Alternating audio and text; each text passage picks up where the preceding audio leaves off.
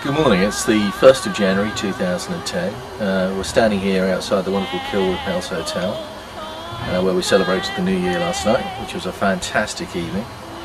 We're about to go back to the office, but really this is a very big year for us. It marks the 10th anniversary since I actually closed my business. And what I want to share with you in this little video clip is that when your business is in trouble, it's not necessarily the end of the world. But by taking decisive action, you can actually put you and your family onto a much firmer foundation. 10 years ago I was forced with the dilemma of, do I shut the business, do I close it, do I wind it up? 6 years ago I sold that business for £1 million.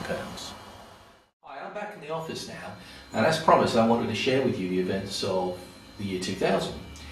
We had a business called the Food Technology Centre, which we started in 1994. And by the 1999, increased competition, chasing more work for less money, accumulated a situation where we were technically insolvent. We had more debts than we had assets, and we could not pay our bills as they fell due. And a number of suppliers had issued county court judgments, and that's really accumulated in December 1999 with Her Majesty's Revenue and Customs issuing a winding up order for unpaid VAT. So I went into Christmas 1999 with a lot of sleepless nights.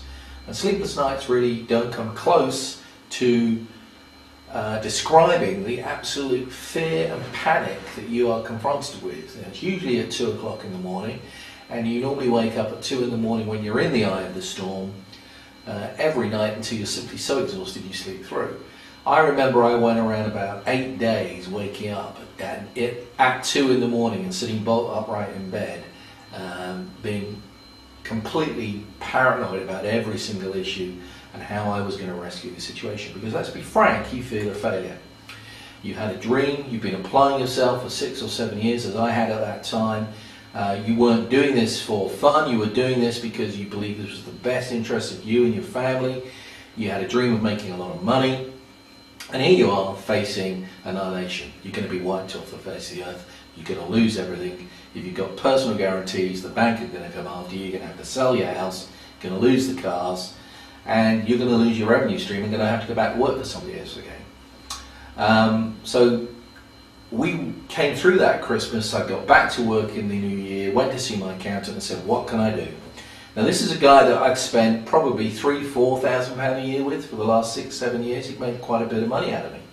His instant reaction was, can you pay my bill? Which wasn't the most helpful reaction.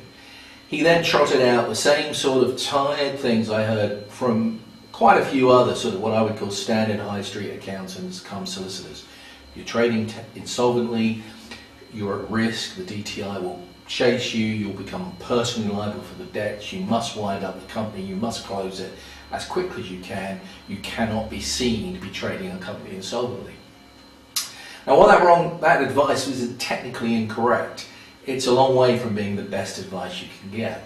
And luckily enough I did meet somebody who became my mentor, and we went through the process of an insolvency. But I had good advice, and it cost me dearly. But it was probably the best money I've ever spent in my life, because what we ended up doing was we put the business into administration to protect it from creditors and protect it from the winding up order. And then when it was in administration, it was sold back to me under a mechanism we call a pre-pack or a phoenix. And I took up the company again with a fresh balance sheet, and I could now move that business on. I think the key thing I want to explain where 4R come in is you do need good sound advice when you're in the eye of the storm. You don't need for the so-called professions, i.e. solicitors, lawyers, barristers, chartered accountants, to protect their backside, trotting out the safe conservative option, i.e.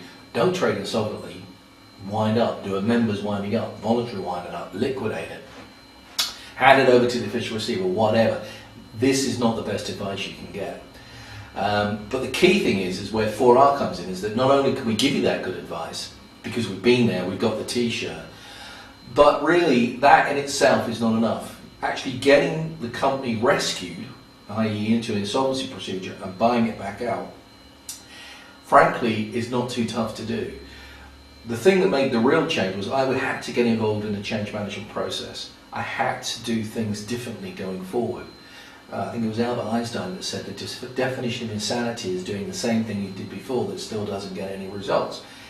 We needed to get into our business and change things and make things happen. We needed to get better market share. We needed to lower our cost base.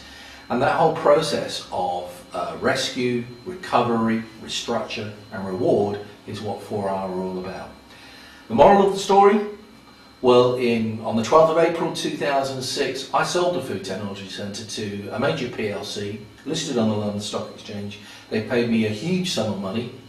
I am now worth many millions of pounds, and that was a direct result of selling the Food Technology Centre.